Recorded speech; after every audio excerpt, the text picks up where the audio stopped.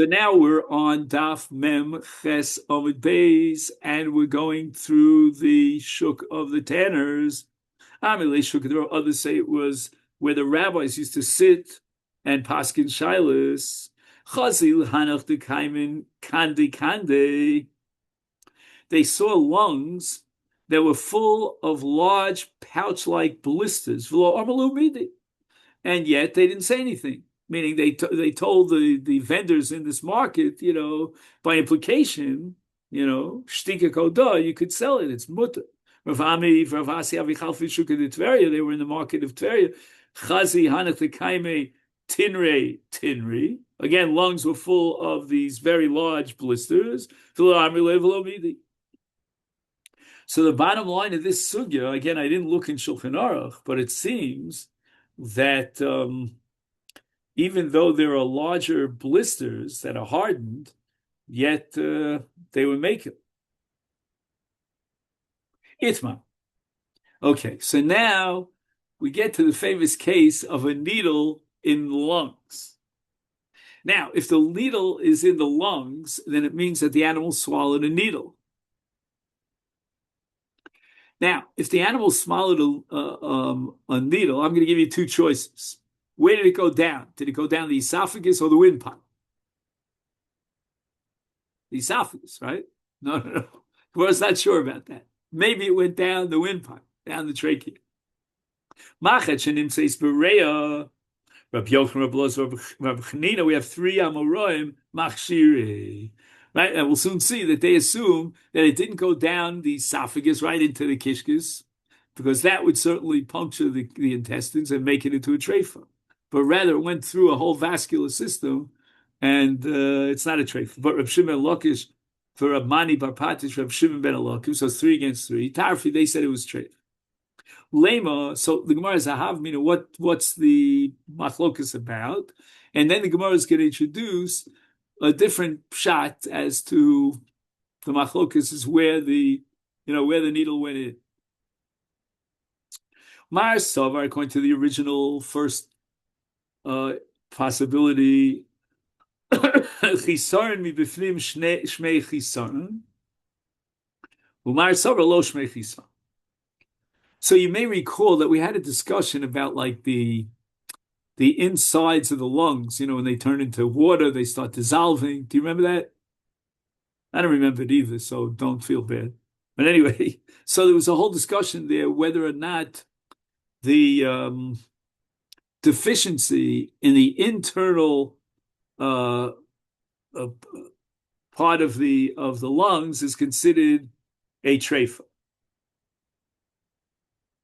So in other words, at this point, we're saying that this needle is lodged in the lungs, and it's going to eat away at the tissue of the lungs, which surrounded the needle.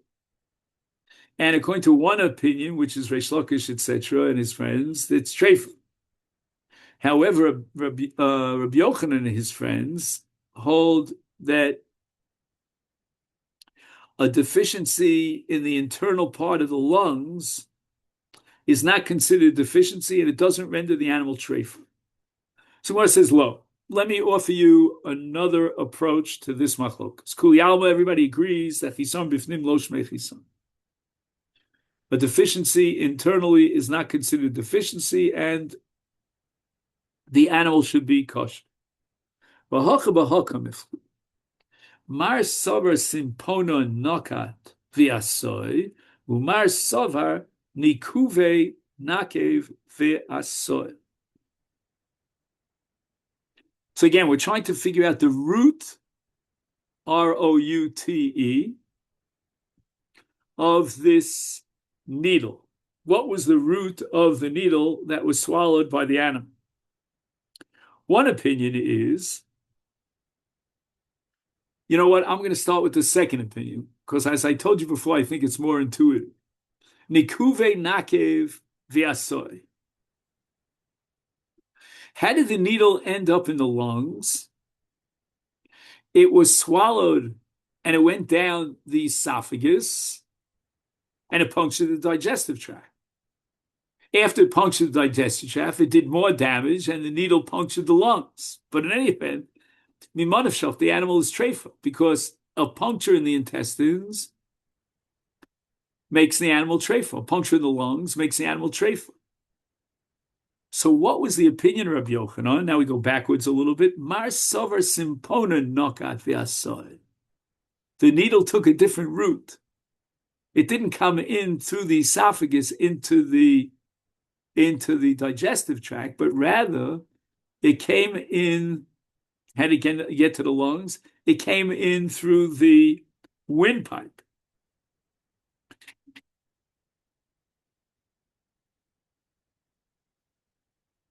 It entered through the trachea, and it traveled down to the bronchial tubes, and from there into the tissue of the lungs, and therefore the animal's kosher.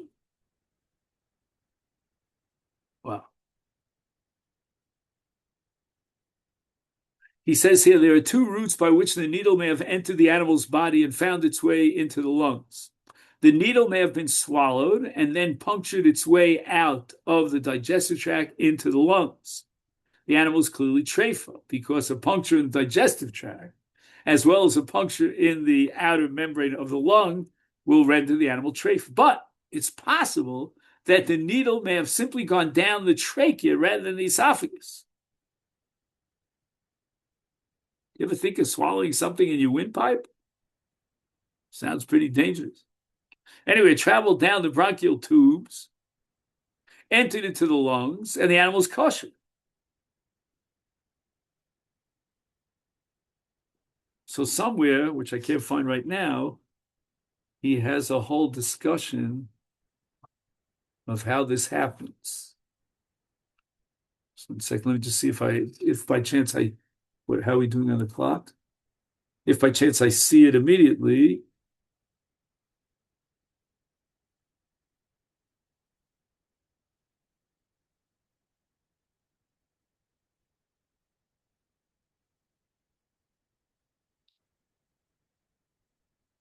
No, I'm sorry, I don't see it right now. Maybe it'll come up. Hahi machta dishtaka b'chitucha dereya. Now, the lungs were already cut, and they found a needle in that part of the lung that was cut. So it's only a section of the lung, and it's not possible to do the classic examination of putting the lung into a basin of lukewarm water. So it was brought in front of Rabbi Ami, Sabalach Shure. He was inclined to be matir. I guess he's assuming, like Rabbi Yochanan, that it came through the trachea. The needle entered the lung by way of the trachea. Oh, so I'm on track here. Pardon the pun. Anyway, and although the metal needle eats away at the inner tissue of the lung, right, we're saying that an internal deficiency in the lung is not considered a deficiency. Esvei Rabbi Yirmiyah challenged him, Vitema Rabbi Zerika, Hareya shenikva o chasera. Now, we had this diuk in the Mishnah, and we'll have it over and over again. What's the difference between nikva or chasera? Chasera means that it's deficient, and part of it is missing. So if the reya is deficient, part of it is missing, then it's got to be punctured. So my chaseri lim bachutz, if you're going to tell me that it's deficient on the lung's outer surface, that there's something on the outer surface of the lung that's missing, because again, we don't want to go into the question about, the chisaron is inside, is haidu nikva. Why would the Mishnah have to repeat itself? Elolav, we have to assume by process of elimination, mi bifnim. So now we're going to have to get into this issue about whether a deficiency on the inner part of the lungs is a deficiency. Ushmami, no, we see from this that chisam bifnim shmei chisara, and the animal is considered a treifa. So how can you tell me that you found a needle in the lung, and the needle, caused deficiency in the tissues of the lung, and yet you are machshir the animal? We have a clear-cut proof here from a Mishnah with the extra words O Chasera that Chisar Mibifnim Shmei Chisaron Hadar Shadru Akami Rabbi Yitzchak Nafka. So if Ami now, he heard the kasha of Rabbi Yirmiyah, or Rabbi Zrika, whoever it was, and he had a second thought about it. So therefore, he sends it to Rabbi Yitzchak Nafcha, who apparently was the expert at that time, and he also was Savar Lachshure. And once again, Rabbi Yirmiyah is going to stand up and slug him up. And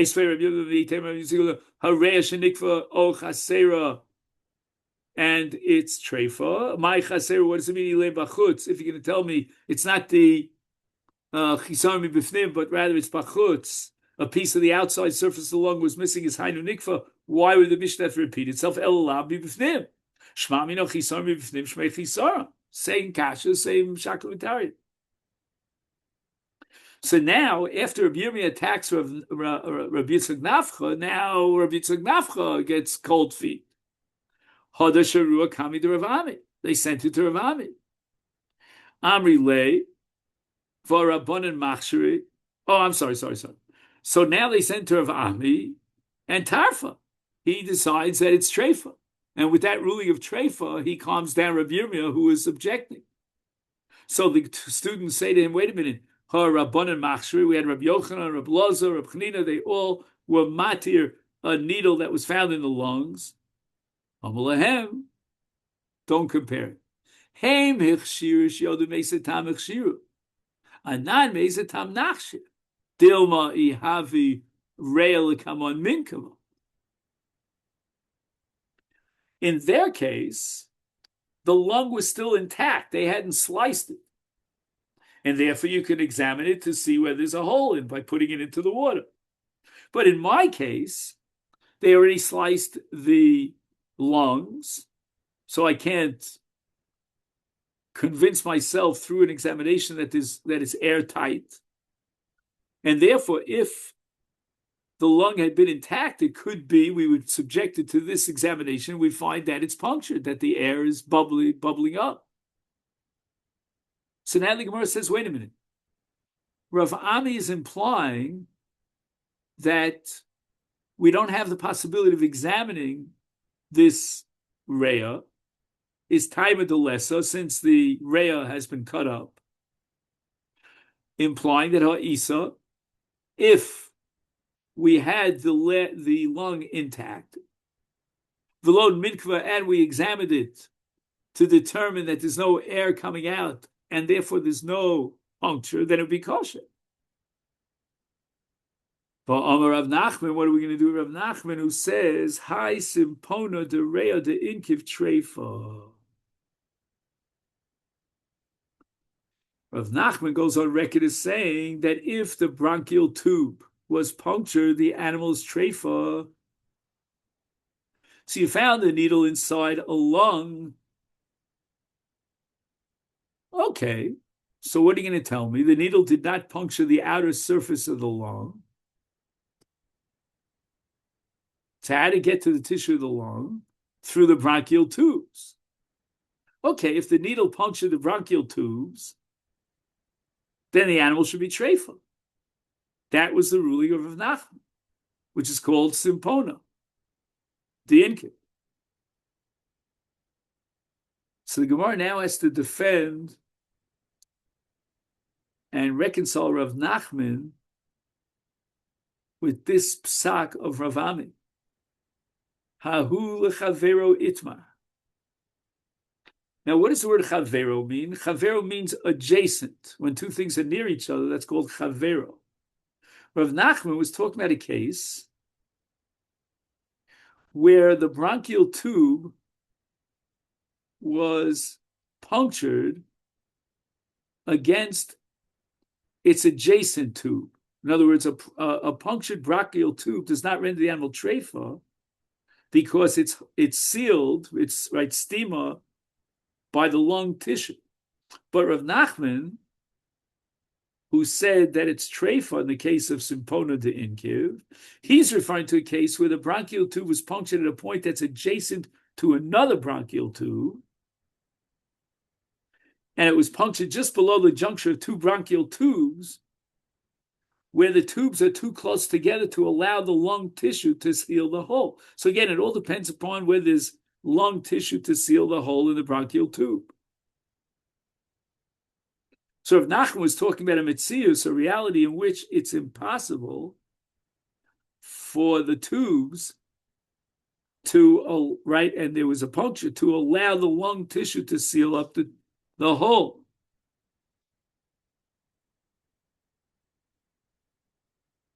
Whereas in the case of Rav Ami, which was also the case of the previous, that they found the needle in the lungs.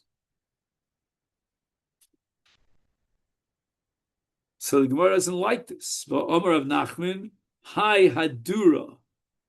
All right, now what's Hadura? He has a picture here of the Hadura, Dekanta.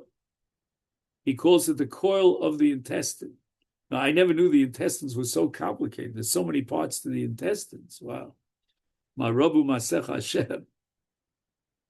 The inkiv. Okay, so the coil of the intestine has a puncture in it. And where is this puncture? Lahade Chavre, at a point where it lies flush against an adjacent coil.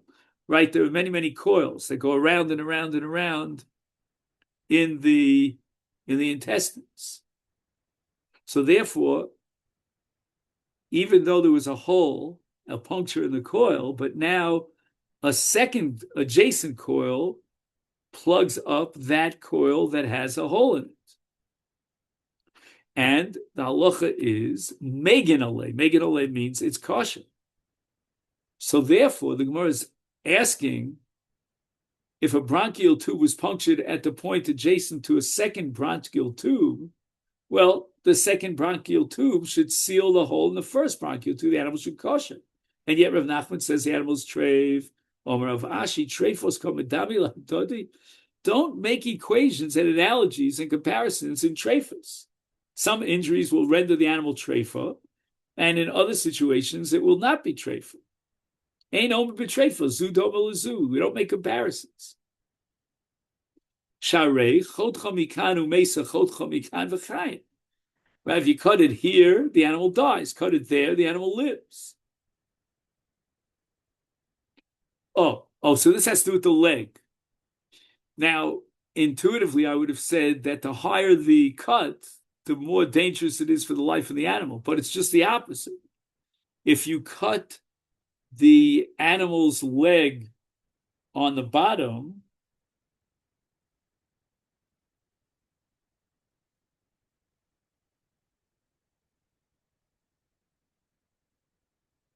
at a lower point of the leg, here's a picture of it, then the animal's treif. But if you cut, I don't know if you deliberately cut, but if the animal had a cut in the flesh of its leg above, at a high point of the leg,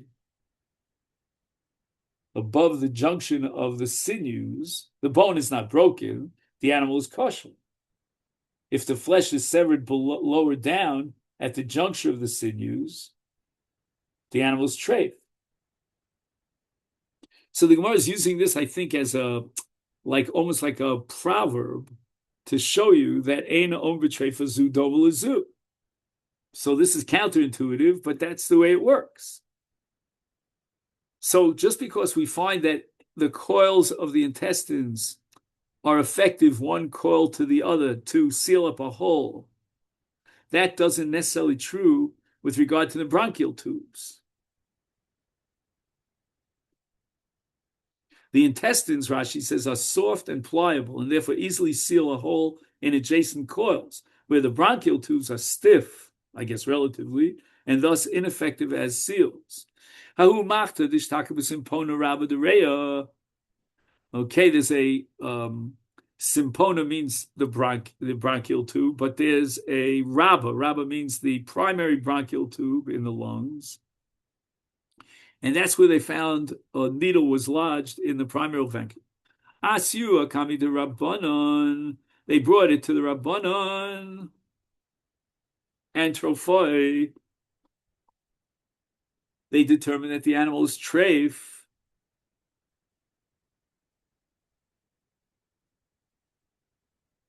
I'm sorry, my mistake.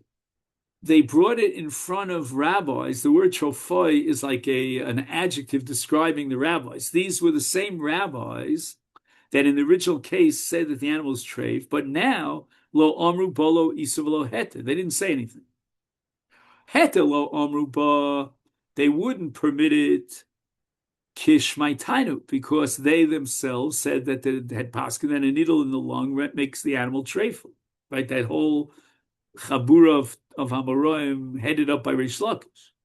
But Isura Nami Lo Amr. So why didn't they paskin that it's Asur if they're so concerned about Reish Lakish and his chabura? Kevan de Besimpona Rabba Ishtak. Since he found the needle in the primary bronchial tube, so what? Ema Simpona Nokit V'Asoy. For some reason, remember we said that there are two possible routes that the needle took. It might have gone through the esophagus down to the intestines and from there to the lungs, or it might have gone through the trachea, the windpipe.